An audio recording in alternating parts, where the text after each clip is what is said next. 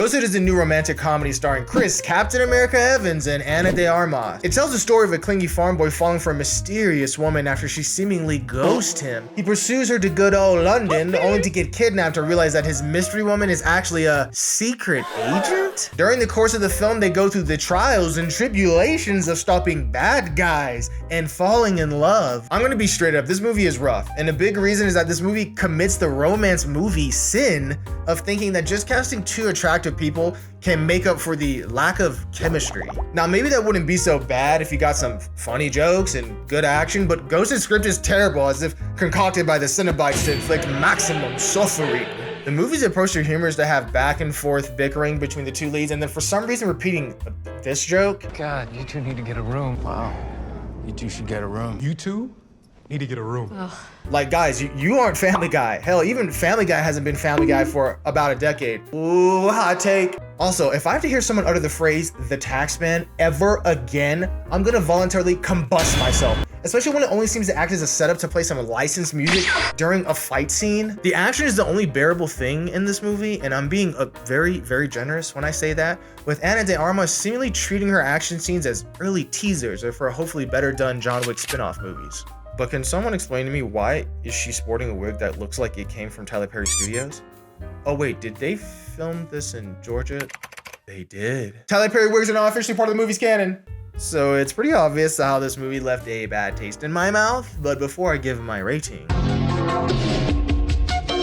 Why hello there. This movie helped me solve a mystery that I had been trying to solve for a little while. And that was, now that we live in this age of streaming, we get movies that don't come out in theaters most of the time, and there's a reason why. But this movie reminded me of movies from the mid 2000s and kind of the early 2010s, right? Because usually every decade has a little bit of that residue left over from that last decade. I even kind of did a little bit of research where I was looking and going, okay, my dad and I talk about this sometimes, the whole Scorsese cinema art thing. You know, when Marvel Studios came through, and What did they come through? it really changed the movie industry, and Marvel's a very interesting studio, and they are very much dominating the cinematic ground. Dominating. It's not even close. It's ridiculous. It's just like a massacre at the box office a lot of the time. But it has unfortunately shifted going to the movies. I still go to the movies fairly regularly because I'm brave and I love going to movie theaters. Going to movie theaters is a big part of my life. I could tell you certain times of my life if you just told me what movie was out at that time. I can literally use movies as a spark note in my life.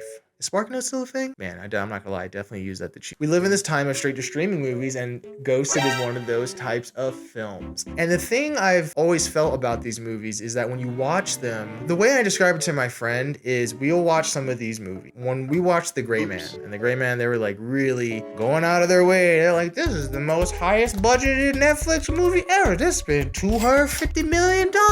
I don't know how it is for you, but when I hear stuff like that, that gets me a little nervous. Why are you telling me how much money you make? I don't care how much money you made. When you tell me how much money you made, it just makes me depressed.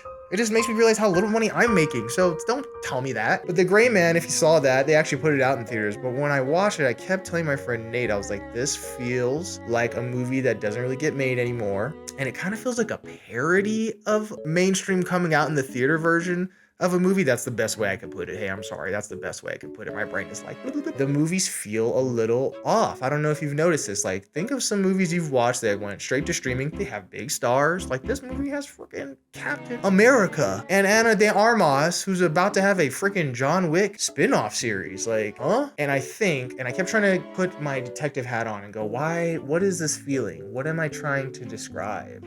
To touch my third eye in a sense. A lot of people are noting going to the theater, and I've noticed this, that there is less variety. And what I noticed too is you still had some of it in the 2010s, and it was confirmed when I did my research on Box Office Mojo and saw what were the top 10 movies for every year on a certain decade. And there was more variety. You usually notice there was half original movies and half Marvel movies or known blockbusters, because we live in a world of a lot of sequels. Geez, we have so many sequels. We don't need any more. Just stop. Geez. I think one of the things I noticed about straight to streaming movies is the fact that there's certain genres that in the wake of Marvel have gotten pushed out of the mainstream film market. The one where they put the big old buckaroos behind it and give it the big old push. Because that is what a theater release is, right? Like, think about it. When a movie studio normally drops a movie in the movie theater, if you know anything about film, if you're a film nerd like me, usually they have to do marketing, right? They have to let people know that the thing is coming out. I've literally seen movies bomb because they did like little to no advertising, but because I was like a movie nerd, I just happened to catch it. When a studio does that, they're showing a certain amount of commitment because they know that's going to boost the budget and they could really lose money. But it also shows that if they're at least willing to release it in theaters, that they're at least willing to take a chance. But when a movie goes straight to streaming, there's not quite that same risk. But there's a lot of genres that have gotten pushed out in the wake of Marvel, and those movies are romance movies.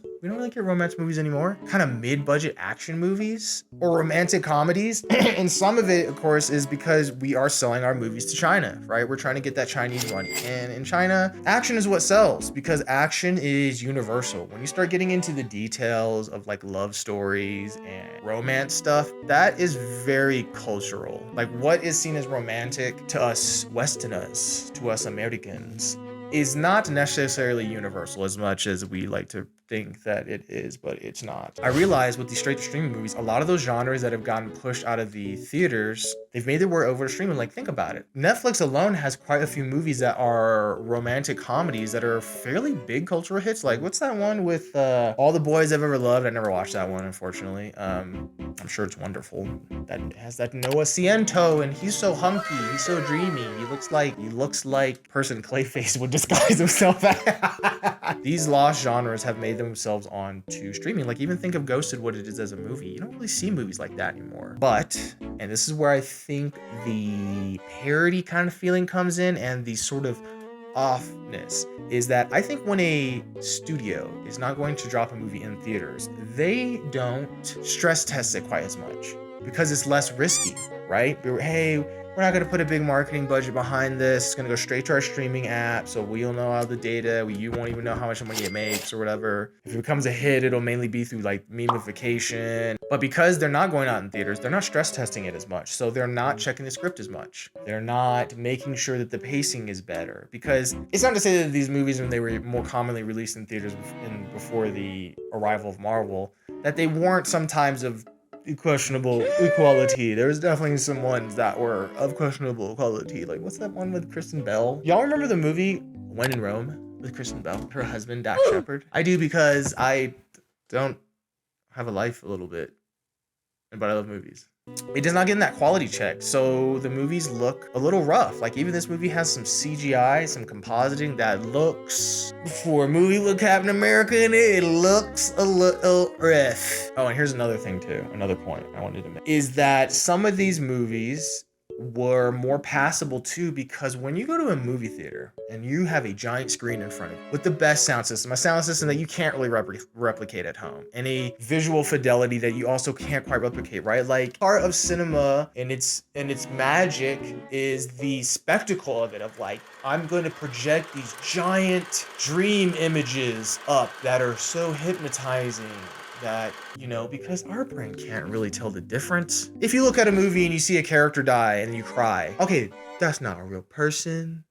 They playing make pretend, but you cry. You cry for them like they are your family member or your long lost lover. And that shows that something about our brain where we can override it in certain ways, which is sometimes for the good, right? Like, hey, I don't know about you. As someone who loves movies, I have a lot of movies that define my life. But I do wonder, here's a little interactive part. If you're watching this and you're someone of Gen Z, what do you think of these streaming movies, these straight to streaming movies? Like, how do you feel about them? Because I had more time, because I'm more wizened, to have it where going to the movie theater was the only way to witness a film, you know? Like, here, I'm about to age myself real quick, and this is gonna be a very big insider one. Ready? People of my generation. How long was Titanic from 1999 in theaters for? Think about how big that movie was. Even Marvel, at their biggest, have not quite had the cultural year and moment wrapped around its finger like Titanic. So with that, I'm going to give Ghosted a 2 out of 10. Mahalo!